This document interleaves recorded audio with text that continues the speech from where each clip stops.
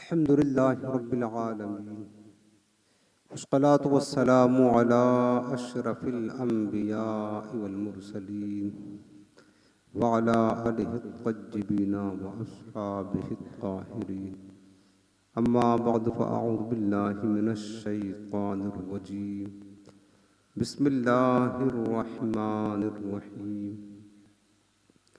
व सयुजन्नबुहल अत्क़ा अल्लज़ी युअती मालहु यतज़क्का वमा लिअहदिन इन्दहु मिन निअमतिन तुजज़ा इल्ला इब्तिग़ाअ वज्हि रब्बिहिल अअला वलसौफ़ यरदा।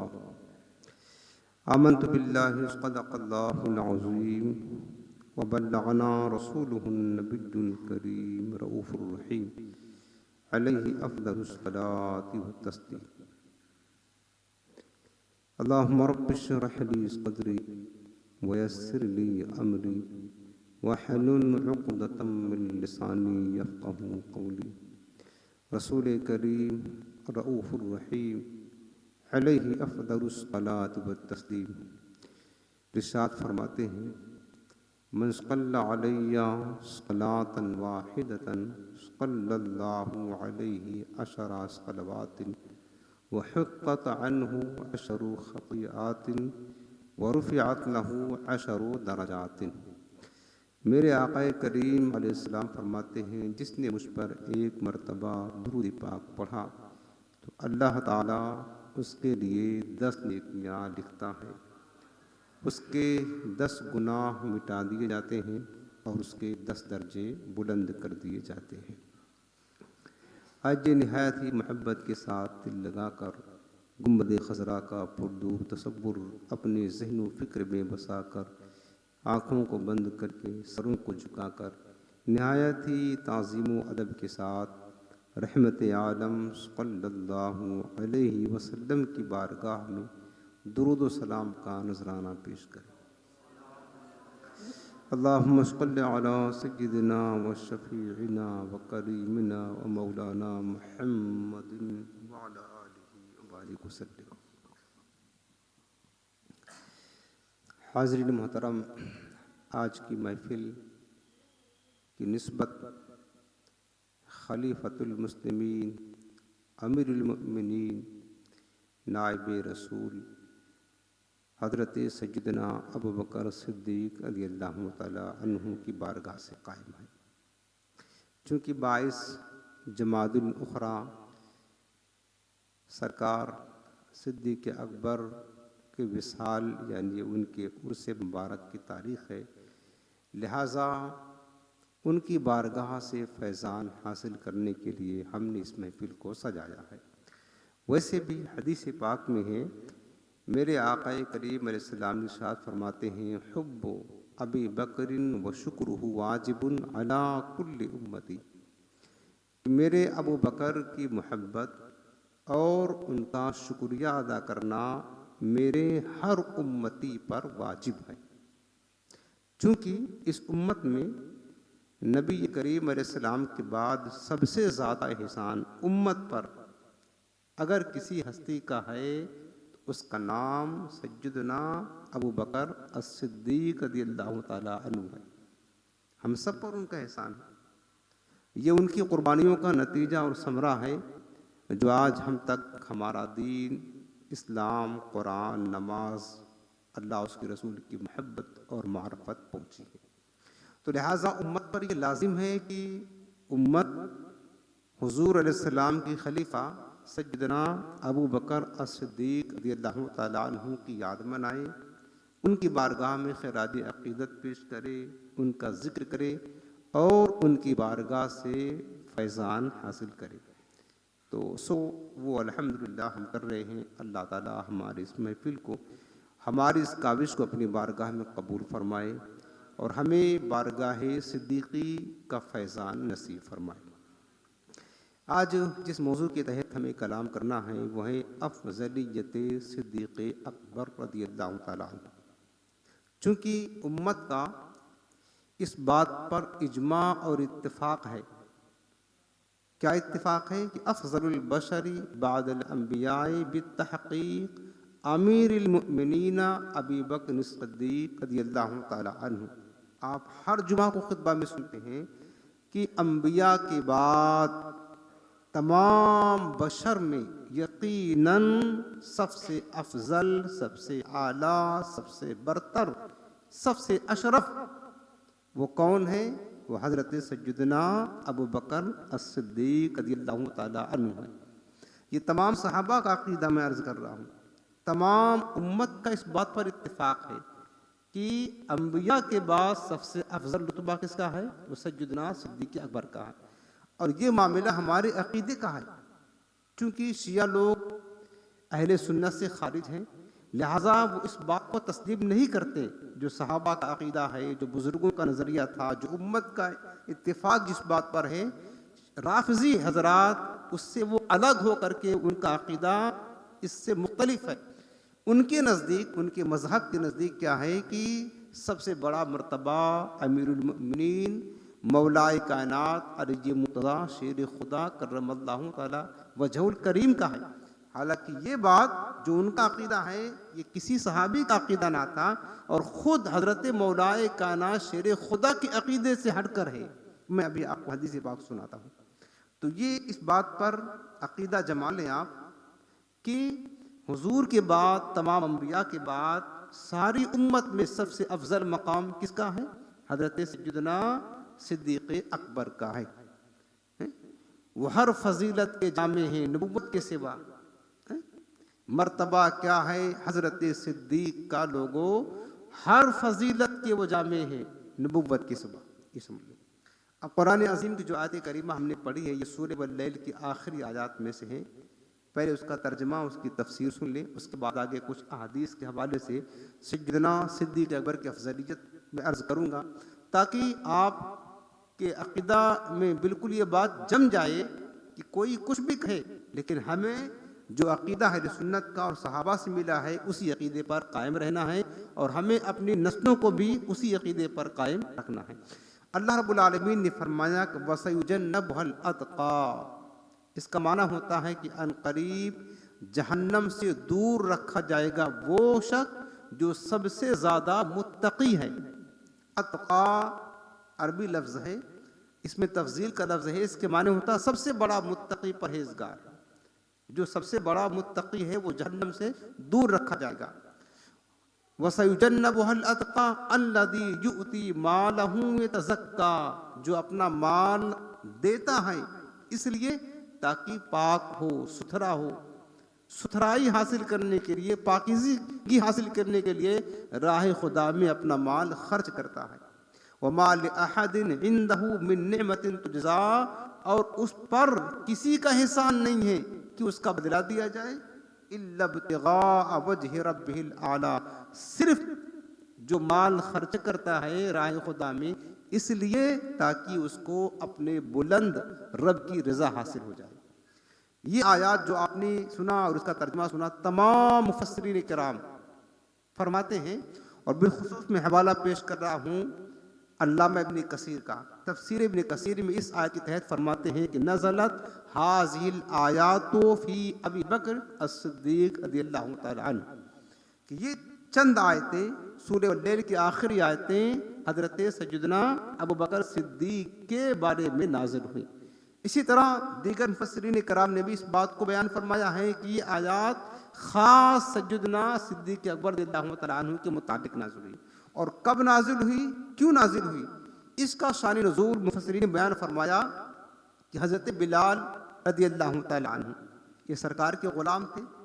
हज़रत बिलाल ये सरकार के ग़ुलाम थे और जो इनका मालिक था उमय्या बिन खल्फ, ये मक्का मुकर्रमा का सड़ा हुआ बदतरीन काफिर था, बदतरीन इस्लाम का दुश्मन था। जब हज़रत बिलाल ने हुजूर पर ईमान कबूल कर लिया, मुसलमान हो गए, और जब उसको पता चला कि मेरा ग़ुलाम होकर के कलमा मोहम्मद का पढ़ता है, उसने अज़ियत देना शुरू किया, मारना शुरू किया, बहुत सताया, बहुत अज़ियतें दी, बहुत मारा। लेकिन और कहता था कि बिलाल तू कलमा मोहम्मद का पढ़ना छोड़ दे। लेकिन हज़रत बिलाल हबशी रज़ियल्लाहु ताला अन्हु कहते ना, जो जान मांगोगे जान देंगे, जो माल मांगोगे माल देंगे, मगर ये मुझसे न होगा हरगिज, नबी का जाहो जलाल देंगे। का ये तो नहीं हो सकता है, सब कुछ दे सकते हैं, मुस्तफ़ा की मोहब्बत नहीं दे सकते हैं। हजरत बिलाल को जब जलते हुए रेत पर लिटा देता था, नंगी पुष्ट, और सीने पर भारी पत्थर रख देता था और रस्सियों से बांध करके खींचता था उमैया बिन खल्फ, तो हजरत बिलाल अपनी जबान से कहते अहद अहद अहद, अल्लाह एक है, अल्लाह एक है। उस वक्त भी अल्लाह रब्बुल आलमीन का नाम लेते, मुस्तफ़ा का कलमा पढ़ते। मेरे आका करीम इस्लाम ने ये मंजर जब देखा, हजरत बिलाल को अज़ियतें दी जा रही है, किस बात पर? सिर्फ इस बात पर जो उन्होंने इस्लाम कबूल कर लिया था, बस जो हुजूर की गुलामी उन्होंने इख्तियार कर ली थी, सरकार से मोहब्बत करते थे, इस बिना पर बिलाल हबशी को मारा जाता, सताया जाता, अज़ियतें दी जाती। सरकार की आंखों में आंसू आ गए। मेरे आका ने अबू बकर सिद्दीक से कहा कि अबू बकर, बिलाल को खरीद करके आज़ाद कर दो। बस हुजूर की ये ख्वाहिश थी। हजरत अबू बकर सिद्दीक यूं भी एक नहीं कई कई गुलामों को आपने खरीद कर आज़ाद किया, जिनको सिर्फ राह खुदा में अज़ियतें दी जाती थी। कलमा पढ़ने पर जिन गुलामों को अज़ियतें दी जाती थी, तकालीफ दी जाती थी, हजरत सिद्दीक अकबर ने अपनी ज़ाती माल से उन्हें खरीदा और ख़रीद करके आज़ाद किया। कई गुलामों की फहरिस्त है, सीरत की किताबों में लिखा है। जब मेरे आका ने बिलाल हबशी के बारे में फरमाया तो सिद्दीक अकबर गए उमैया बिन खल्फ के पास, कहा उमैया तो इस गुलाम को बेचता है मेरे हाथ। हजरत बिलाल हबश के रहने वाले थे, रंग सांवला था, लेकिन इसकी रसूल आपके सीने में कूट कूट कर भरा हुआ था। तो उमैया बिन खल्फ ने कहा अबू बकर बेचता तो हूँ, लेकिन इसके बदले में कीमत क्या दोगे? कहा जो तू चाहेगा वो कीमत देने के लिए तैयार हैं। और सुन, तेरे पास तो जो बिलाल है ना, ये हबश का है, मेरे पास जो ये पढ़ा लिखा नहीं है, लेकिन मेरे पास एक गुलाम है जो खूबसूरत भी है, पढ़ा लिखा भी है, होशियार भी है, वो गुलाम तुझे दूंगा इसके बदले में, और साथ साथ तुझे माल भी दूंगा। और उस उमैया बिन खल्फ ने बहुत सारे माल का मुतालबा किया। हजरत सिद्दीक अकबर ने सिर्फ बिलाल को खरीदने के लिए अपना वो गुलाम जो तजर्बाकार था, माहिर भी था, पढ़ा लिखा भी था, खूबसूरत भी था, उस गुलाम को दिया, साथ साथ माल भी दिया, और उसको दे करके बिलाल हबशी को खरीद लिया। बिलाल हबशी को खरीद लिया। क्यों? हालांकि मक्का वाले कहा करते थे कि अबू बकर तुम तो बड़े ताजिर हो, तुमने कभी तिजारत में धोखा नहीं खाया। ये क्या बात है? एक काले कलूटे गुलाम को, जिसको कुछ आता नहीं, जो पढ़ा लिखा नहीं है, जो सुस्ती करता है, उनके गुमान के मुताबिक तुमने उसको खरीदा, किसके बदले में? अपना तजर्बाकार गुलाम दे करके, माल दे करके ही तुम इस सौदे में धोखा खा गए। हजरत सिद्दीक अकबर कहते हैं कि ना लोगो, तुम्हें क्या पता है, बिलाल के पास जो दौलत है ना, इसके मुस्तफ़ा की दौलत वो किसी और के पास नहीं है। उस दौलत की बिना पर बिलाल हबशी को मैंने खरीदा है, खरीद करके आज़ाद कर दिया, खरीद करके बिलाल हबशी को आज़ाद कर दिया। आपके वालिद अबू कुहाफा कहते थे, बेटा अगर तुझे गुलाम ही खरीद करके आज़ाद करना है तो ऐसे गुलाम को खरीदा कर जो ताकतवर हो, कुव्वत वाला हो, ताकि कभी ज़रूरत पेश आए तो हमारे काम भी आ सके। लेकिन हज़रत अबू बकर उन गुलामों को खरीदते थे जो गुलाम को, जिस गुलाम को राह खुदा में अज़ियत दी जाती थी, तकालीफ दी जाती थी, उनकी तकालीफ दूर करने के लिए अपने ज़ाती माल से खरीद करके आज़ाद कर दिया करते थे। हज़रत बिलाल हबशी को जब भारी कीमत दे करके अबू बकर सिद्दीक ने आज़ाद किया तो मक्का के कुछ लोग कहने लगे कि लगता है अबू बकर तो बड़े ताजिर हैं, होशियार ताजिर है, ये तिजारत में कभी धोखा नहीं खाते, आखिर इतना अच्छा गुलाम दे करके बिलाल हबशी जैसे गुलाम को खरीदा और आज़ाद कर दिया। यकीनन ऐसा महसूस होता है, ऐसा लगता है कि बिलाल का अबू बकर पर कुछ एहसान होगा, जिस एहसान का बदला चुकाने के लिए अबू बकर ने बिलाल को खरीद कर आज़ाद किया। ये कौन कहने लगा? ये अहले मक्का कहने लगे। हजरत अबू बकर को ताना देने लगे, उनके बारे में बदगुमानी करने लगे कि बिलाल ने कभी ज़रूर अबू बकर पर एहसान किया होगा, उसी एहसान का बदला चुकाने के लिए इतनी भारी कीमत दे करके, इतना तजर्बाकार गुलाम दे करके हजरत अबू बकर ने बिलाल को खरीदा है और आज़ाद कर दिया। अभी ये बातें उन लोगों ने की, किन्होंने की? काफिरों ने की, मुशरिकीन ने की। किसके खिलाफ? अबू बकर सिद्दीक के खिलाफ उन पर तान किया, तहमत लगाई, बुहतान लगाई। हजरत अबू बकर सिद्दीक ने कुछ नहीं कहा। उस मौके पर अल्लाह ने कुरान की ये आयत नाजिल फरमाई, कहा सुनो सुनो, तुम कहते हो मेरे अबू बकर ने बिलाल हबशी को इसलिए खरीदा ताकि एहसान का बदला चुकाए। सुनो, वसयुजन्नबुहुल अतका अल्लज़ी युअती मालहु यतज़क्का व मा लिअहदिन इंदहु मिन निअमतिन तुजज़ा। तुम्हारा रब कहता है कि अबू बकर पर किसी का एहसान नहीं है कि एहसान का बदला चुकाने के लिए वो बिलाल को खरीद रहा है। ना इल्ला बितिगा वजहि रब्बिल आला, जो अबू बकर ने बिलाल को खरीदा सिर्फ अपने रब की रजा चाहने के लिए खरीदा, अपने रब की रजा चाहने के लिए खरीदा। ये इखलास था, ये आयत का शान नुज़ूल था। इस मौके पर सैयदना सिद्दीक अकबर की शान और अजमत को बताते हुए इस आयत का नुज़ूल हुआ। अल्लाह ने खास इस मौके पर सिद्दीक अकबर की शान बयान करने के लिए और जो तान लगाया था काफिरों ने, उस तान को दूर करने के लिए इनकी शान में कुरान की आयत का नुज़ूल फरमा दिया। बताओ प्यारे, जिसकी शान रब बयान फरमाई, जिसकी फजीलत और अज़मत में कुरान की आयत नाजिल हो, उसकी अहमियत, उसकी अफजलियत, उसका मकाम का क्या पूछना है। और एक बात और सुनो, यहाँ पर अल्लाह ने क्या फरमाया, वसयुजन्नबुहुल अतका, सिद्दीक अकबर को अल्लाह ने अतका फरमाया। अतका के माने क्या हुआ, ज्यादा मुत्तकी, ज्यादा परहेजगार, उसको अतका कहते हैं। नाम नहीं लिया, फरमाया कि अबू बकर अतका है। अतका यानी ज्यादा परहेजगार है, ज्यादा परहेजगार। कुरान ने अबू बकर को अतका कहा। अतका माने ज्यादा मुत्तकी, ज्यादा परहेजगार, यानी सबसे ज्यादा मुत्तकी। और दूसरे मकाम पर कुरान ने फरमाया इन्ना अकरमकुम इंदल्लाहि अतकाकुम, ऐ लोगों सुनो, बेशक अल्लाह के नज़दीक सबसे ज़्यादा शरफ वाला, सबसे ज़्यादा इज्जत वाला, सबसे ज़्यादा फजीलत वाला, सबसे ज़्यादा करामत और बुजुर्गी वाला वो शख्स है जो तुम में सबसे ज़्यादा अतका हो, यानी सबसे ज़्यादा जो मुत्तकी होगा वो अल्लाह के नज़दीक सबसे फजीलत वाला होगा, सबसे इज्जत वाला होगा, सबसे करामत और शराफत वाला होगा। कुरान की अल्लाह के नज़दीक सबसे ज़्यादा इज्जत वाला, फजीलत वाला वो है जो अतका है, यानी ज़्यादा मुत्तकी है। और कुरान ने अबू बकर सिद्दीक को अतका फरमाया कि मेरा अबू बकर अतका है, तो क्या पता चला कि अबू बकर भी अल्लाह के नज़दीक सबसे ज़्यादा इज्जत वाले हैं, सबसे ज़्यादा फजीलत वाले हैं, सबसे ज़्यादा शराफत और करामत वाले हैं। ये अफजलियत अबू बकर सिद्दीक है, ये अफजलियत अबू बकर सिद्दीक है जो कहाँ से साबित है, कुरान की आयत से साबित है। और सुनो प्यारे, हजरत सैयदना सिद्दीक अकबर वो वाहिद सहाबी है जिनकी अफजलियत कुरान से साबित है, जिनकी सहाबियत कुरान से साबित है। इज़ यक़ूलु लिसाहिबिही ला तहज़न इन्नल्लाह माना, इस आयत में हजरत अबू बकर सिद्दीक को कुरान ने सहाबी फरमाया, जिनकी सहाबियत आयत कुरानी से साबित है, जिनकी सालिहियत कुरान की आयत से साबित है, जिनका तक़वा कुरान की आयत से साबित है, और जिनकी सिद्दीक़ियत ये भी आयत कुरान से साबित है। वल्लज़ी जाअ बिस्सिद्क़ि वसद्दक़ बिही उलाइका हुमुल मुत्तक़ून, इस आयत में अल्लाह ने अबू बकर को सिद्दीक कहा। इनकी सिद्दीक़ियत, इनकी सालिहियत, इनकी सहाबियत, इनका तक़वा परहेजगारी ये कुरान की आयत से साबित है। बताओ, जिसकी सालिहियत की गवाही कुरान दे रहा हो, जिसकी सहाबियत की गवाही कुरान दे रहा हो, और जिसकी अफजलियत की गवाही, जिसकी तक़वा की गवाही कुरान दे रहा हो, वही तो है ना जो हुजूर की उम्मत में सबसे अफजल होगा। बताओ प्यारे, इन जालिमों की अकल कहाँ चली गई जो राफजी अकल के अंधे हजरत सिद्दीक अकबर को माज़अल्लाह मुसलमान ही नहीं समझते हैं। माज़अल्लाह, जिनकी गवाही, अब बताओ आप किसकी बात मानोगी।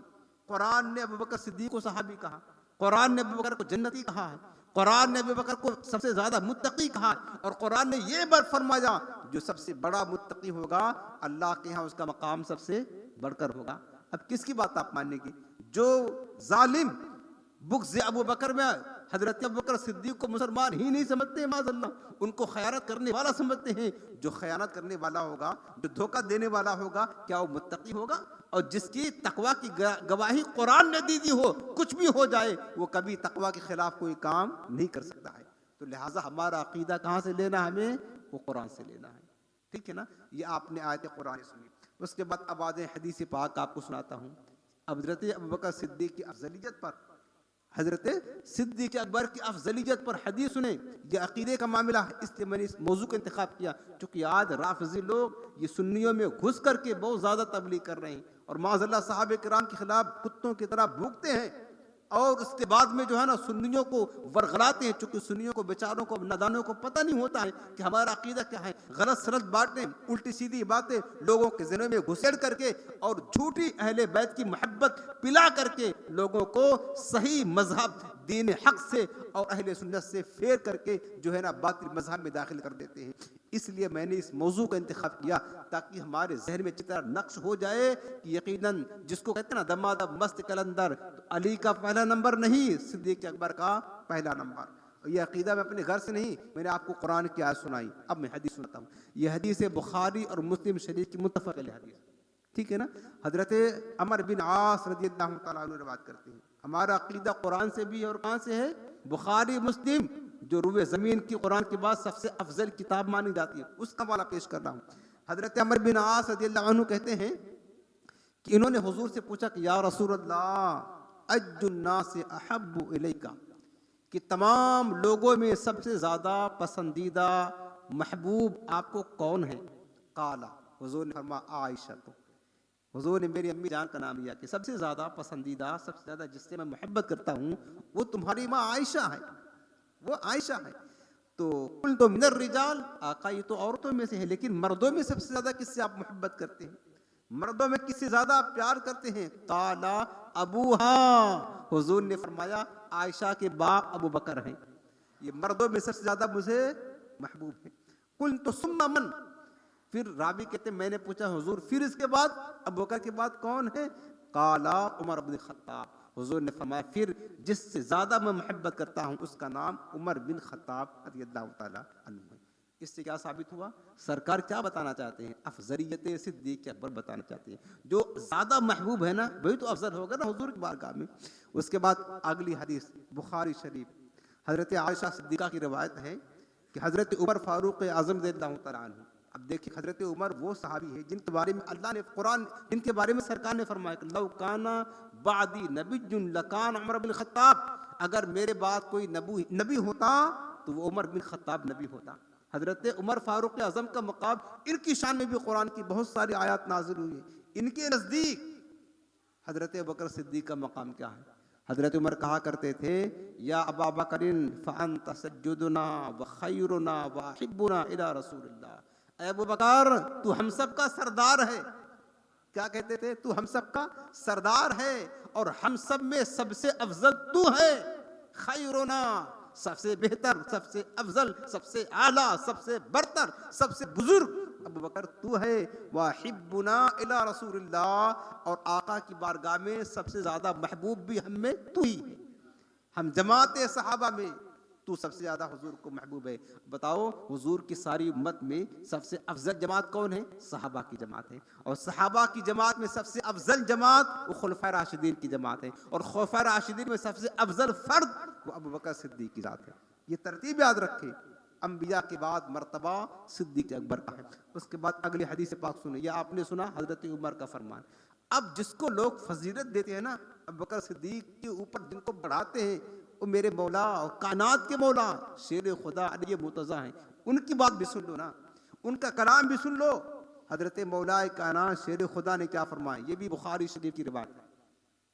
हजरत अली के बेटे जो हजरत फातिमा से की अलावा दूसरी जोजा से थे, मोहम्मद बिन हनफिया जिनका नाम था, हजरत मोहम्मद बिन हनफिया ने हजरत मौला कायनात अपने वालिद से पूछा कि या अबी, ऐ मेरे वालिद आप बताएं अज्जुन्नास खैरुन बाद रसूलुल्लाह सल्लल्लाहु अलैहि वसल्लम, मेरे बाप आप बताइए कि रसूलुल्लाह के बाद तमाम लोगों में सबसे अफजल कौन है? ये कौन सवाल कर रहा है? बेटा अपने बाप से सवाल कर रहा है। मोहम्मद बिन हनफिया हजरत मौलाए कायनात शेर खुदा से पूछ रहे कि आप बताएं कि रसूलुल्लाह के बाद लोगों में सबसे ज्यादा अफजल कौन है? काला, हजरत अली का जवाब सुनो, काला अबू बकरिन, का लोगों में सबसे अफजल अबू बकर का है। लोगों में सबसे अफजल अबू बकर है। कुल तो सुम्मा मन, हजरत मोहम्मद बिन हनफिया कहते फिर मैंने पूछा फिर इसके बाद किसका नाम है? तो काला उमर बिन खत्ताब, का दूसरे नंबर पर हजरत उमर फारूक आजम। अब बताओ प्यारी, ये हदीस से क्या हम झुटला दे? हजरत मौला कायनात का इरशाद हम झुटला दे? झूठी अकीदत में, अंधी अकीदत में डूब करके क्या हजरत मौलाए कायनात के अक़वाल को, उनके फरामीन को हम रद्द करके सिर्फ अपना अकीदा गढ़ ले और हजरत सिद्दीक़ अकबर की अफजलियत को छोड़ करके क्या मौलाए कायनात को अफजलियत देंगे तो क्या मौलाए कायनात खुश होंगे? हरगिज़ नहीं। सुनो, जो हजरत मौलाए कायनात शेर खुदा को हजरत अबू बकर सिद्दीक़ और हजरत उमर फारूक आज़म पर अफजलियत देता है, हजरत मौलाए कायनात उसके बारे में क्या हुक्म सादिर फरमाते हैं, ये सुने। ये हदीस पाक हजरत कंजुल ईमान शरीफ की है, कंजुल उम्मार शरीफ की है। और इस हदीस पाक में हजरत मौलाए कायनात शेर खुदा फरमाते हैं कि जो मुझे अबू बकर पर फजीलत देगा उसे बुहतान की सजा में दुर्रे लगाऊंगा। यानी जो तहमत लगाने वाले की सजा होती है ना, दुर्रे 80 कोड़े मारे जाएंगे और वो मरदूद शहादा है, उसकी गवाही रद्द कर दी जाएगी, काबिल कबूल न होगी। ये कौन फरमाता है? ये मौलाए कायनात शेर खुदा फरमाते हैं। और दूसरी रिवायत में यह है, हजरत मौलाए कायनात ने फरमाया, मैंने सुना है कुछ लोग ऐसे हैं जो मुझे अबू बकर और उमर पर फजीलत देते हैं, जो मुझे अबू बकर और उमर से अफजल बताते हैं। मौलाए कायनात फरमाते हैं, अगर अब मैंने सुना कि अगर मुझे किसी ने अबू बकर और उमर पर फजीलत दी तो मैं उसे 80 कोड़े लगाऊंगा और उसकी गवाही को रद्द कर दिया जाएगा। हजरत मौलाए कायनात उसे कोड़े लगाने की बात कर रहे हैं। अब झूठी अकीदत दे करके मौलाए कायनात के नजरिए के खिलाफ अकीदा बनाना कि मौलाए कायनात शेर खुदा अबू बकर सिद्दीक और उमर फारूक आजम से भी अफजल है, ये हजरत मौलाए कायनात के नज़दीक वो बंदा कोड़े खाने के काबिल है, ना कि उससे मोहब्बत की जाए, ना कि उसका दीन अपना जाए। और एक हदीस पाक और सुनो, ये मुस्नद इमाम अहमद बिन हम्बल की रवायत है। हजरत मौलाए कायनात शेर खुदा खुद रवायत करते हैं, वो कहते हैं कि क़ाल अबी जुहैफ़ा, हजरत मौलाए कायनात शेर खुदा ने अबू जुहैफ़ा से कहा, या अबा जुहैफ़ा, अय अबू जुहैफ़ा, अला उख़बिरुका बिअफ़ज़ल हाज़िहिल उम्मत बअद नबिय्यिहा, अय अबू जुहैफ़ा, क्या मैं तुझे खबर ना दूँ इस उम्मत में नबी के बाद सबसे अफजल कौन है? ये कौन खबर दे रहा है? ये हजरत अली शेर खुदा खबर दे रहे। अबू जुहैफ़ा, क्या मैं तुझे ना बताऊं इस उम्मत में नबी करीम के बाद सबसे अफजल कौन है? काला कुल तो बला, अबू जुहैफ़ा कहते हैं हाँ, मैंने कहा कि जरूर बताएं। वलम अकुन अरा अन अहदन अफजल मिन्हु, अबू जुहैफ़ा कहते हैं मेरे ख्याल में तो यही था, मेरे गुमान में तो यही था कि मौलाए कायनात ही सबसे अफजल होंगे, इनसे अफजल और कौन हो सकता है? ये दामादे रसूल हैं, फातिह खैबर हैं और सरकार ने अपनी सबसे प्यारी बेटी का निकाह इनके साथ किया। वो कहते हैं कि मेरे गुमान में ये था कि हजरत मौलाए कायनात ही सबसे अफजल हैं। लेकिन काला, हजरत अली ने फरमाया, अफजलो हाज़िहिल उम्मति बअद नबिय्यिहा अबू बकर व बअद अबी बकर उमर व बअदहुमा आखिर सालिस वलम युसम्मिही। हजरत मौलाए कायनात फरमाते हैं इस उम्मत में नबी के बाद सबसे अफजल जिनका मकाम है उनका नाम अबू बकर सिद्दीक है, उसके बाद जो अफजल है उनका नाम हजरत उमर फारूक आज़म है। ये कौन अकीदा दे रहा है? ये मौलाए कायनात शेर खुदा। हम हजरत अली को भी मानते हैं और उनकी बात को भी मानते हैं, इस वजह से अबू बकर सिद्दीक को सबसे अफजल तस्लीम करते हैं। और यही अकीदा, यही नजरिया हमारा और सबका होना चाहिए। एक हदीस पाक और सुने, आज आपको मैं हदीस सुनाऊंगा ज़्यादातर। बुखारी शरीफ किताबुल मनाक़िब, बाबो मनाक़िब अबू बकर सिद्दीक रज़ियल्लाहु तआला अन्हु। हजरत अब्दुल्लाह बिन उमर कहते हैं कुन्ना, अब सहाबा का अकीदा सुना रहा हूँ आपको, सुन लिया आपने। हजरत मौलाए कायनात का अकीदा सुना, हजरत उमर का अकीदा सुना, हजरत अमर बिन आस का अकीदा सुना। अब मुकम्मल तमाम सहाबे किराम का इज्माई अकीदा सुने। हजरत अब्दुल्लाह बिन उमर कहते हैं, जलीलुल क़द्र सहाबी, कुन्ना नुखज्जरु बैन अन्नास फी ज़मन नबी सल्लल्लाहु अलैहि वसल्लम फनुखज्जिरु अबा बकरिन सुम्मा उमर बिन ख़त्ताब सुम्मा उस्मान बिन अफ़्फ़ान। हजरत अब्दुल्लाह बिन उमर कहते हैं कि हम हुजूर अलैहिस्सलाम के ज़माने में किसी को अफजलियत देते थे तमाम लोगों के दरमियान कि कौन अफजल है, उनके बाद कौन है। अब्दुल्लाह बिन उमर कहते हैं हम हुजूर के ज़ाहिरी हयात में अगर किसी को जमाते सहाबा में अफजलियत का दर्जा देते थे तो सबसे पहला दर्जा नुखज्जुर अबा बकरिन, अबू बकर सिद्दीक को देते थे कि अबू बकर सिद्दीक सबसे अफजल है। सुम्मा उमर बिन ख़त्ताब, फिर उनके बाद जमाते सहाबा में हजरत उमर फारूक आज़म है। सुम्मा उस्मान बिन अफ़्फ़ान, फिर तमाम जमाते सहाबा में सबसे अफजलियत का दर्जा हम जो है ना हजरत उस्मान गनी को दिया करते थे। ये सहाबा का अकीदा है। अब किस अकीदे को अपनाओगे आप? राफ़िज़ियों का गढ़ा हुआ अकीदा अपनाएंगे? उनके नजरिए पे चलेंगे या कि वो अकीदा जो कुरान और सुन्नत से और सहाबा के अकीदे से साबित है वो अपनाएंगे। यकीनन आप जरूर वही अकीदा अपनाएंगे और अपना के रखा है और इसी पर कायम रहना कि कुछ भी हो जाए, कोई राफजी हमको कितना गुमराह करने की कोशिश करे, कितनी भी झूठी मोहब्बत अहले बैत की पिलाए, लेकिन हम जो हक है उसी को तस्लीम करेंगे। याद रखना, अहले सुन्नत के यहाँ अहले बैत की भी मोहब्बत है और सहाबा की भी मोहब्बत है, और राफजियों के यहाँ माज़अल्लाह सिर्फ अहले बैत की झूठी मोहब्बत है और सहाबा की मोहब्बत खारिज है। इस वजह से मेरे इमाम कहते हैं अहले सुन्नत का है बेड़ा पार, असहाबे हुजूर नज्म है और नाव है हज़रत रसूलुल्लाह की। हमारे पास दोनों चीजें हैं, अहले बैत की मोहब्बत भी रहेगी और सहाबा का अदब और ताज़ीम भी रहेगी। जो नजरिया इजमाई तौर पर साबित है और सहाबा का अकीदा है, उसी अकीदे पर हम चलेंगे तो ही जाकर के हम कामयाबी हासिल करेंगे। अब मैं इनफरादी तौर पर बता दूं, हजरत अबू बकर सिद्दीक की जो अफजलियत का सबब है ना, वो क्या है? हजरत अबू बकर का ईमान देख ले, उनका अमल देख ले, उनका तकवा देख ले, उनका राह खुदा में जिहाद करना देख ले, उनकी कुर्बानियाँ देख ले, हुजूर की सोहबत में रहना देख ले, सरकार के साथ मोहब्बत का बर्ताव सुलूक करना देखे। हर चीज़ में अबू बकर, हर चीज़ में, हर फजीलत के वो जामे है नबूवत के सिवा। बस इतना आप याद रखें। अब मैं आपको बताता हूँ, ये हदीस पाक शुअबुल ईमान की। हजरत उमर फारूक आजम कहा करते थे कि लव वुज़िना ईमानु अबी बकरिन बि ईमान अहदिल अर्द लरजहा बिहिम। अगर अबू बकर का ईमान तन्हा, अबू बकर का ईमान तमाम रुए जमीन के रहने वालों को ईमान के साथ तौला जाए, एक तरफ तन्हा अबू बकर सिद्दीक का ईमान हो, दूसरी तरफ सारे रुए जमीन के लोगों का ईमान हो, तौला जाए अगर ना लरजहा बिहिम, तो तन्हा अबू बकर का ईमान तमाम लोगों के ईमान पर फौकियत हासिल कर लेगा, सबसे गालिब हो जाएगा। ये उनके ईमान का हाल है। ये उनके किसके ईमान का हाल? हजरत सैयदना सिद्दीक अकबर के ईमान का हाल है।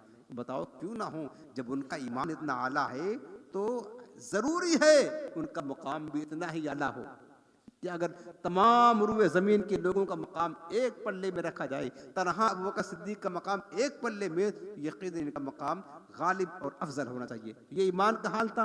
अब अमल का हाल देखिए। ये हदीस पाक तारीख़ बगदाद में खतीब बगदाद ने रवायत किया है। मेरे आका करीम ने हज़रत अबू बकर सिद्दीक से फरमा कि या अबा बकरिन इन्नल्लाह आतानी सवाबा मन आमना ली मुंज़ु खुलिक़ आदम इला अन बासनी। अबू बकर, आदम अलैहिस्सलाम से लेकर मेरी बेअसत तक जो कोई मुझ पर ईमान लाया, हर एक का सवाब अल्लाह ताला मुझे पहुंचाएगा। हुजूर फरमाते हैं हजरत आदम से लेकर के आज तक मेरी बेअसत तक आका फरमाते जो मुझ पर ईमान लाया, और हुजूर पर तमाम अंबिया ईमान लाए, अंबिया की उम्मत ईमान लाई। आका फरमाते सबका ईमान का सवाब अल्लाह मुझे देगा। व इन्नल्लाह आताका या अबा बकरिन सवाब मन आमना बी मुंज़ो बासनी। और अय अबू बकर, मेरी बेसत से लेकर ता क़यामत तमाम ईमान वालों का सवाब तुम्हें अता फरमाएगा अल्लाह ताला। क्या समझे? हुजूर की बेसत से लेकर के क़यामत तक जितने लोग नेक अमाल करते रहेंगे, सारी उम्मत, सबका सवाब किसको मिलेगा? हजरत सिद्दीक अकबर को मिलेगा। अब कोई शुमार हो सकता है उनके सवाब का? कोई शुमार हो सकता? बताओ कितने लाखों करोड़ों लोग हुजूर की उम्मत में होंगे, सबका सवाब किसको मिलेगा? सिद्दीक अकबर को। चूंकि हजरत सिद्दीक अकबर के एहसान हुजूर की सारी उम्मत पर है, याद रखना। और हजरत सिद्दीक अकबर की नेकी, उनके सवाब, उनके तकवा, हजरत उमर कहा करते थे, हजरत उमर का मकाम तो कोई कम तो नहीं है ना, कहा करते थे अबू बकर मेरी जिंदगी भर की सारी नेकियां ले लो तुम, मेरी जिंदगी भर की। और हजरत उमर की नेकी क्या है? हजरत जिब्रील अमीन कहते थे या रसूलल्लाह, अगर मैं उमर की नेकियां बयान करूँ ना, उनकी फजाल बयान करूँ, तो सारे 900 बरस अगर मैं उनकी फजाल बयान करता रहूँ उमर की, तो बरस तो ख़त्म हो जाएंगे लेकिन उमर की फजीलत ख़त्म ना होगी। ये कौन कहा करता था? जिब्रील अमीन बयान करने वाले हों 950 बरस। इतनी फजीलत के जमे हजरत उमर फारूक आजम है, लेकिन वो कहा करते थे अबू बकर मेरी जिंदगी की सारी नेकी तुम ले लो, एक रात जो गारे सौर में खलवते खास में सरकार के साथ तुमने गुजारा था, उसमें से एक रात की नेकी मुझे दे दो।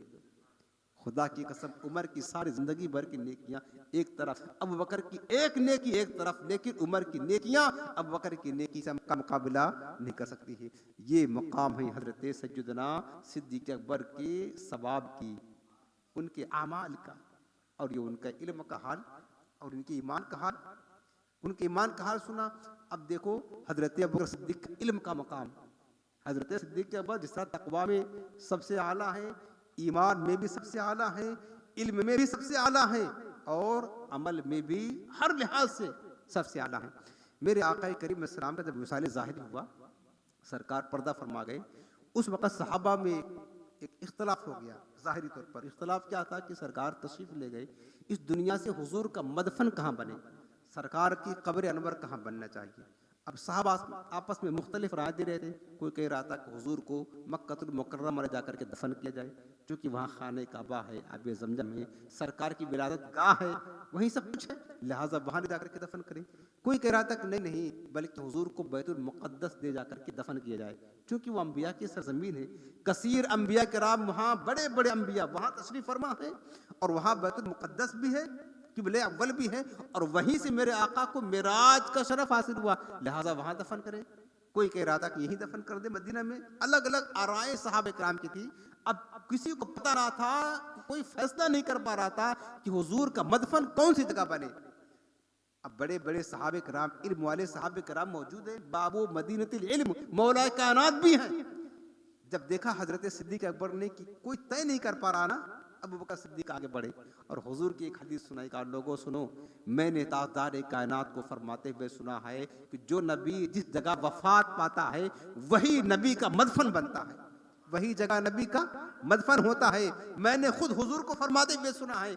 जब हजरत अबू बकर सिद्दीक ने हदीस बयान फरमाई, तमाम सहाबा ने इसको कबूल किया और वही जगह जो आज हुजरे आयशा है, जहां सरकार रहा करते थे, जहां सरकार का विसाल हुआ, वही हुजूर की कब्र अनवर बना, उसी को हम मज़ार अनवर कहते हैं। अब ये बताओ कि बड़े बड़े सहाबा थे, इल्म वाले सहाबा थे, ज़ैद बिन साबित जैसे बड़े आलिम थे, हजरत अबू हुरैरा जैसे कसीर रिवायत हदीस नकल करने वाले, रिवायत करने वाले थे, लेकिन किसी को मालूम ना था कि हुजूर का मदफन कहाँ बने। यकीनन जो तमाम सहाबा से इल्म में अफजल होता है, वही जो है ना, वही जो है आगे बढ़ करके ये बताता है। इससे पता चला कि अबू बकर सिद्दीक तमाम सहाबा में सबसे बढ़कर आलिम भी थे हर लिहाज से। अब आगे एक बात और बताता हूँ आपको, एक बात और, हजरत सिद्दीक अकबर की अफजलियत खुद ताजदार कायनात ने किस तरह बयान फरमाई वो सुनिए। ये खतीब बगदादी ने तारीख़ बगदाद ने हदीस पाक नकल किया है। हजरत जाबिर बिन अब्दुल्लाह हुजूर की सहाबी हैं, इस हदीस की रिवायत करते हैं। वो कहते हैं कि कुन्ना इंदन नबी सल्लल्लाहु अलैहि वसल्लम फ़क़ाला यतलु अलैकुम रजुलन लम यख़्लिक़िल्लाहु बअदी अहदन हुवा खैरुम मिन्हु। हजरत जाबिर बिन अब्दुल्लाह कहते हैं, मैं हदीस सुना रहा हूँ, सुनो, कि हम लोग हुजूर अलैहि सलाम के पास मौजूद थे, तो मेरे आका ने फरमाया कि अनकरीब तुम्हारे पास से एक शख्स गुजरेगा, एक शख्स आने वाला है और वो ऐसा शख्स है कि अल्लाह ने इस रुए ज़मीन पर उससे अफजल किसी को नहीं बनाया है। हुजूर अपने बात का जिक्र कर रहे हैं, हुजूर तो अंबिया के सरदार है, उम्मत की बात कर रहे हैं। ऐसा शख्स लोगों आने वाला है, तुम्हारे पास से गुजरेगा, वो जाहिर होगा कि अल्लाह ने उससे अफजल किसी फर्द को नहीं बनाया है। वलहू शफाअतुन मिस्ल शफाअतिल नबिय्यीन, और मेरे आका फरमाते वो जो बंदा आने वाला है ना, वो जब क़यामत के दिन शफाअत करेगा, उसकी शफाअत का हाल ये होगा जैसे कि अंबिया कराम की शफाअत होती है, यानी अंबिया कराम की शफाअत की मिसल उसे शफाअत का इख्तियार दिया जाएगा, इतना बुलंद मकाम होगा।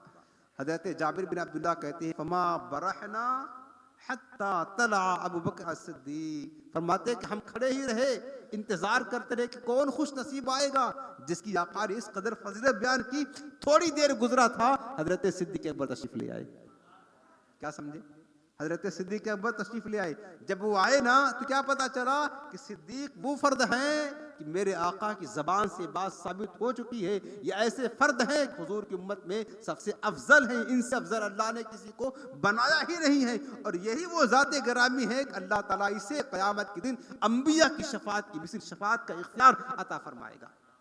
जब वो आए ना, अब मेरे सरकार की इज्जत देखिए, हुजूर कितना प्यार करते थे। फ़क़ामन नबिय्यु सल्लल्लाहु अलैहि वसल्लम फ़क़ब्बलहु वंतज़महु। अबू बकर सिद्दीक के आने पर मेरे आका खड़े हो गए और खड़े होकर के उनकी पेशानी को चूम लिया और उनको अपने सीने से लगा लिया। अब आप बताएं जिसको हुजूर सबसे अफजल उम्मत में फरमा रहे हैं, हम उसको अफजल मानेंगे कि जिसको राफजी लोग अफजल फरमाएं उसको हम अफजल मानेंगे। हजरत मौलाए कायनात खुद कहा करते थे कि अबू बकर, हमने हुजूर की ज़बान से ये खुद सुना है, मेरे आका फरमाते हैं कि किसी ऐसे शख्स पर सूरज तुलू ना हुआ है, सूरज तुलू ना हुआ जो मेरे अबू बकर से ज़्यादा अफजल हो। कभी भी कोई ऐसा शख्स नहीं है अबू बकर सिद्दीक से अफजल हो, उस पर सूरज तुलू हुआ हो ना। यानी हजरत मौलाए कायनात खुद फरमाया करते थे कि अबू बकर, तुम्हारा मकाम तमाम अंबिया के बाद तमाम उम्मत में सबसे अफजल है। और सिर्फ इसी उम्मत में नहीं, सैयदना सिद्दीक अकबर तो इस उम्मत के सरदार हैं ही, बल्कि जितने भी अंबिया किराम की उम्मत हैं, हजरत आदम से लेकर हजरत ईसा तक, क्योंकि तमाम अंबिया की उम्मत, तमाम उम्मतों में अफजल किसकी उम्मत है? सरकार की उम्मत अफजल है। जब तमाम अंबिया में की उम्मत में सबसे अफजल हुजूर की उम्मत है और हुजूर की उम्मत में सबसे अफजल सिद्दीक अकबर है, तो पता चला कि सिद्दीक अकबर वो फर्द है जो इस उम्मत में अफजल तो है ही है, तमाम अंबिया किराम की उम्मत में सबसे अफजल है। ये अकीदा आप अपने जहन में नक्श कर ले। कोई राफजी आपको गुमराह करने की कोशिश करेगा तो आप गुमराह मत होना, उसकी बात कबूल मत करना। इसलिए मैं आपको हदीसों का, कुरान का हवाला देकर के बयान कर रहा हूँ। एक बात और सुन ले, बस चंद बातें और सुन ले, बात खत्म करता हूँ।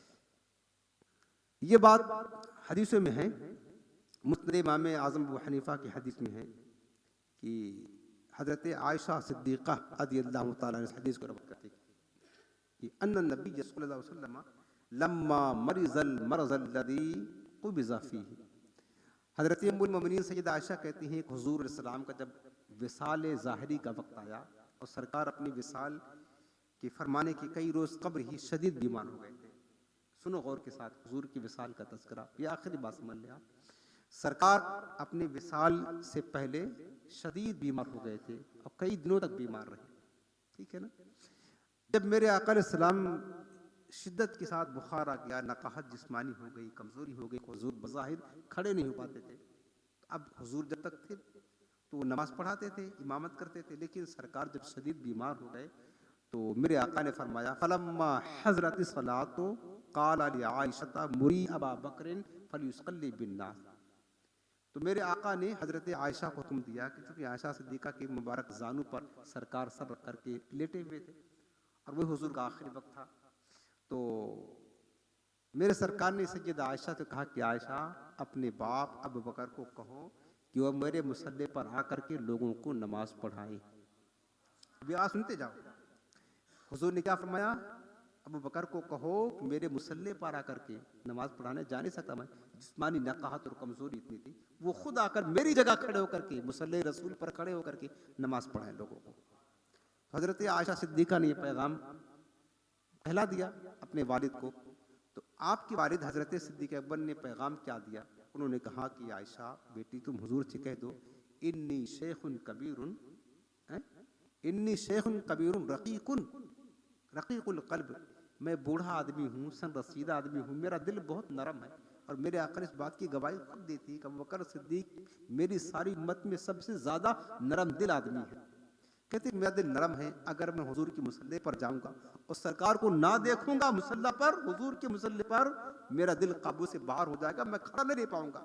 यानी वो हुजूर की मोहब्बत का अंदाज़ा कि बेटी तुम हुजूर से कहना कि किसी और को कह दे, उमर को कह दे, कोई नमाज पढ़ा दे। और मेरी हिम्मत नहीं है, जुरात नहीं है कि हुजूर की गैर मौजूदगी में मैं हुजूर की मुसल्ले पर नमाज पढ़ाऊँ। उन्होंने तो पैगाम कहला भेजा। फिर सैयदा आयशा ने ये बात जब हुजूर से कहा ना, तो मेरे आका ने दोबारा फरमाया कि आयशा मुरी अबा बकरिन फलयुसल्ली बिन्नास, अबू बकर को कहो कि वही लोगों को नमाज पढ़ाए। ये इशारा क्या था? कहीं कोई लड़ाई लड़े ना, कोई राफजी ना कहे कि हुजूर के बाद इमामत के हकदार मौलाए कायनात शेर खुदा थे। आका ने अबू बकर सिद्दीक को पहले ही खड़ा करवा दिया, कहा अबू बकर से कहो कि मेरे मुसल्ले पर आकर नमाज पढ़ाए। दोबारा कहा और ताकीद के साथ हुजूर ने फरमाया, और मेरे आका ने फरमाया कि या अबल्लाहु वल मुमिनूना इल्ला अबा बकरिन, न अल्लाह राजी है न मोमिनीन राजी होंगे सिवाय अबू बकर के। बस कहा अबू बकर के सिवा किसी से अल्लाह राजी नहीं है को नमाज पढ़ाए, वो मेरे मुसल्ले इमामत को संभाले। न मोमिनीन इस बात को पसंद फरमाएंगे, मोमिनीन और अल्लाह रब्बुल आलमीन सिर्फ इस बात को पसंद करते हैं कि मेरे मुसल्ले पर अबू बकर सिद्दीक ही नमाज पढ़ाएं, वो खड़े। और फिर हुजूर ने खड़ा किया उन्होंने नमाज पढ़ाई और 1 2 4 नहीं 17 नमाजें पढ़ाई। कितनी? जब तक हुजूर शदीद बीमार थे हजरत सिद्दीक अकबर नमाज पढ़ाते रहे हुजूर की गैर मौजूदगी में। 17 नमाजें। ये क्यों हुजूर ने ताकीद फरमाई? 17 नमाजें पढ़ाई। और हुजूर इस्लाम जब तक ज़ाहिरी हयात ज़ाहिरी की बात है और हुजूर के पैदा फरमाने के बाद खलीफा बने तो सारी जिंदगी नमाज पढ़ाते रहे, लेकिन सरकार ने इन्हें क्यों खड़ा कराया ताकीद के साथ में? हुजूर के सामने तो और भी सहाबा थे, बड़े बड़े सहाबे कराम मौजूद थे, अजिल्ला सहाबे कराम, हजरत उमर थे, अब्दुर्रहमान बिन औफ थे, मौला काना शेर खुदा, क्या कम फजीलत का दर्जा है उनका। बड़े बड़े सहाबा थे। अगर हुजूर चाहते तो कह देते ना कि फजर उमर पढ़ा ले, जोहर अबू बकर सिद्दीक पढ़ा ले, मगरिब जो है ना उस्मान गनी पढ़ा ले, इशा के बाद मौला काना शेर खुदा पढ़ा ले, ताकि सबको शरफ मिल जाए। लेकिन नहीं, हुजूर ने फरमाया किसी को नहीं कहा। ये वो खुसूसी अफजलियत और फजीलत है जो मेरे आका ने सिद्दीक अकबर को दी है और किसी को नहीं दी है। हत्ता कि हदीस पाक में है, अबू दाऊद शरीफ की रिवायत में है, एक दफा ऐसा हुआ जोहर का वक़्त था, मेरे आका अलैहि सलाम अपने हुजरे में थे और सरकार नमाज पढ़ाने जा नहीं सकते थे, नकाहत जिस्मानी से थे। तो अब चूंकि सरकार का हुजरा क्या था, हुजूर सलाम का जो मुबारक हुजरा था सैयद आयशा का घर, वो आप मस्जिद नबी शरीफ जाएंगे ना तो आप देखेंगे जब काबा शरीफ की तरफ खड़े होंगे तो बाएं तरफ जो पहली सफ़ है ना, पहली सफ़ है बाएं तरफ सरकार का हुजरा था। और बाएं उसके बाद यानी सरकार अपने कमरे से बाहर निकले, दरवाजे के बाहर जब कदम निकालेंगे तो मस्जिद नबी शरीफ में वो जन्नत की क्यारी वही आपका कदम मुबारक पड़ेगा, बिल्कुल मिला हुआ था। और आज भी वैसे ही है। तो सरकार घर में थे अपने हुजरे में, तो हुजूर ने एक आवाज़ सुनी, ऐसा लगा कि हजरत उमर नमाज के लिए आगे बढ़ रहे हैं। ज़ोहर की नमाज पढ़ाना था और नमाज पढ़ाने का हुक्म सरकार ने किसको दिया था? सिद्दीक अकबर को। जब मेरे आका ने यह सुना, ऐसा महसूस हुआ, यूं लगा कि हजरत उमर नमाज पढ़ाने आ रहे हैं। हालांकि उमर वो शख्सियत है जिनकी फजीलत खुद ताजदार कायनात ने 12 अपनी मुबारक जबान से बयान की। अगर वो पढ़ा देते तो बुरा क्या था, लेकिन ना, मेरे आका के कान में जब आवाज पहुंची कि शायद उमर आ रहे हैं, सरकार जल्दी से उठे और अपना मुबारक चेहरा अपने दरवाजे से बाहर किया।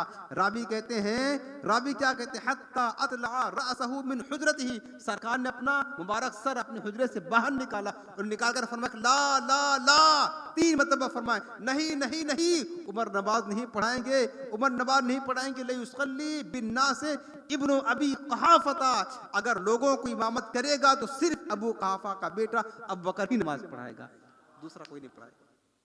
क्या फरमाया?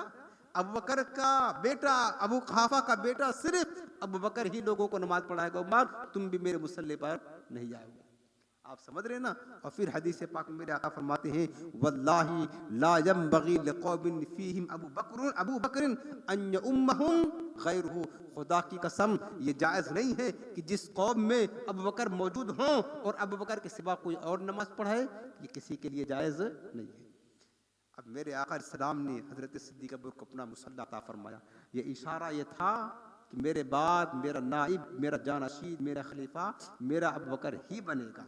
और सरकार ने अपने ज़ाहिरी हयात में नामज़द किसी को खलीफा मुकर्रर नहीं किया, न मौला काना शेर खुदा को, न सिद्दीक अकबर को, लेकिन इशारा दिया, इस तरह का इशारा दिया कि मेरे बाद फजीलत वाले ये हैं, मेरे बाद अफजलियत का मकाम इनका है, मेरा जानशीन ये होना चाहिए, मेरे मुसल्ले पर यही नमाज पढ़ाएंगे। सरकार ने इशारा दिया और सहाबा समझ गए और यही तो मामला हुआ।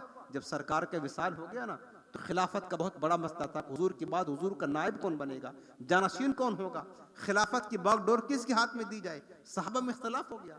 अंसार सहाबा थे वो एक तरफ खड़े हो गए, मुहाजिरीन सहाबा थे एक तरफ हो गए, और ये मशवरा होने लगा कि अंसार कोई बनता है खलीफा कि मुहाजिर में से बनता है। किसी ने कहा ऐसा करो 2 खलीफा कर लेते हैं, एक अंसार वो अपना खलीफा बना ले, मुहाजिरीन अपना खलीफा बना ले। हजरत उमर ने कहा एक मियान में 2 तलवार नहीं रहती है, उम्मत बढ़ जाएगी, खलीफा एक होगा। हजरत एक लंबी तफसील है उसकी, काफी इख्तलाफ हुआ। हजरत उमर ने कहा लोगों ये बताओ, सरकार दो जहां इस्लाम ने हमारे लिए दीन की पेशवाई के लिए किसको चुना था, यानी हमारे दीन का इमाम किसको बनाया, अपना मुसल्ला किसको अता फरमाया। यही दलील बनाया हजरत उमर ने कि जब मेरे आका ने हमारे दीनी मामलात में जिसको पेशवा बनाया है उसका नाम अबू बकर है, तो जब हुजूर हमारे दीन की मामलात में पेशवा अबू बकर को बना दिया था तो यकीनन हम अपनी दुनिया के मामलात में भी अपनी खिलाफत और हुकूमत के लिए भी अबू बकर सिद्दीक को अपना पेशवा मानते हैं। और उन्होंने उठकर सबसे पहले बयात की, फिर तमाम सहाबे किराम ने आपको खलीफत रसूलुल्लाह तस्लीम कर दिया। ये दलील बनी। तो इससे क्या पता चला? पता ये चला कि अबू बकर सिद्दीक का मकाम तमाम सहाबा में, सारी उम्मत में ही सबसे अफजल है। और खिलाफत के जो हकदार है ना, खिलाफत के हकदार, लोग कहते हैं राफिज़ी ज़ालिम कि अबू बकर सिद्दीक ने ख़यानत की है, गसब किया था, मौला कायनात का हक छीन लिया, हज़रत फ़ातिमा ज़हरा का हक, झूठा बहतान बहतान, उनका हक छीन लिया, ज़बरदस्ती खलीफा बन गए, हज़रत अली ने बैअत ही नहीं की थी माज़अल्लाह। इस तरह तरह तरह झूठा बहतान लगा करके उम्मत को गुमराह करते। मुसलमानों याद रखना, मैंने पहले कुरान पढ़ा आपको, जिसको रब्बे कायनात ने अतका कहा, अतका माने सबसे ज़्यादा मुत्तकी, सबसे ज्यादा परहेजगार, क्या आप उसके बारे में गुमान हो सकता है? वो बंदा गसब कर सकता है, किसी का हक छीन सकता है, वो बंदा किसी पर जुल्म कर सकता है, जिसको कुरान रब को क्या नहीं पता है कि बाद में ये तो गसब करेगा माज़अल्लाह, ये तो क्या कहते हैं दूसरों का हक छीनेगा, दूसरों पर जुल्म करेगा, अहले बात पर जुल्म करेगा, तो अल्लाह ने अतका कैसे फरमा दिया? याद रखना, जिसको रब ने अतका, जो मुत्तकी होता है ना, वो मुत्तकी वही बंदा होता है जो हुकूकुल्लाह को भी अदा करता है और हुकूकुल इबाद को भी अदा करता है। अगर इनमें से कोई हुकूक अदा करने में कोताही करे तो मुत्तकी नहीं होता है। तो प्यारे हजरत सिद्दीक अकबर को अल्लाह ने अतका फरमाया, तो आपने अतका बन करके दिखाया भी। आपने कभी भी किसी का हक नहीं छीना, बल्कि दर हकीकत खिलाफत का हक सिर्फ और सिर्फ अव्वल नंबर पर सिद्दीक अकबर का था, जो उन्होंने अपना हक लिया है। और उन्होंने तनहा नहीं लिया, बल्कि तमाम सहाबे कराम और अहले बैत की मुशावरत से, उनकी रजा से, उनकी बैत से हजरत सिद्दीक अकबर ने खिलाफत की बागो डोर संभाली है। लिहाजा अब उनकी तौहीन करना और उनकी गुस्ताखी करना, उन पर लान तान करना, ये खुद अपने लिए जहन्नम का रास्ता तैयार करना है। जो करेगा वो खुद जहन्नम का हकदार बनेगा। और मुसलमानों, मेरे अजीजों, मैं सिर्फ इस बात को आपके साथ ताकीद के साथ इसलिए कह रहा हूँ, आज बहुत सारे राफजी हैं, बहुत सारे सुन्नी नादान हमारे, वो उनके चंगुल में फंस करके वो अपना अकीदा राफजी जैसा बना रही है। सहाबा की गुस्ताखियाँ करने, खबरदार, सहाबा हुजूर के तारे हैं, सहाबा हुजूर की आंखों के तारे हैं, और यही सहाबे कराम की कुर्बानियों का नतीजा था जो आज दीन हम तक पहुंचा है। हरगिज हरगिज किसी सहाबे की अदना गुस्ताखी मत करना। अल्लाह ने फरमाया वकुल्लम वअदल्लाहुल हुस्ना, अल्लाह ने महबूब के तमाम सहाबा से जन्नत का वादा फरमाया है। अब अगर किसी ने कोई खता की होगी, अल्लाह ने सब मुआफ कर दिया है। और अल्लाह का कलाम सच्चा है, लोगों के अकीदे झूठे हैं, झूठे हो सकते हैं, लेकिन रब का कलाम, रब का कुरान झूठा नहीं हो सकता। यही अकीदा रखना। हर सहाबी नबी, पढ़े ना, हर सहाबी नबी जन्नती जन्नती, ये इस आयत का तर्जुमा है। वकुल्लम वअदल्लाहुल हुस्ना, अल्लाह ने हर नबी के हर सहाबी से जन्नत का वादा फरमाया है। लिहाजा मुसलमानों, इसी अकीदे पर कायम रहें, और यही अकीदा इंशाअल्लाह हमें महशर के दिन, क़यामत के दिन, मरने के बाद काम आएगा। अल्लाह ताला बस हम सबको अमल की तौफीक अता फरमाए। आमीन बिजाहिन नबील करीम।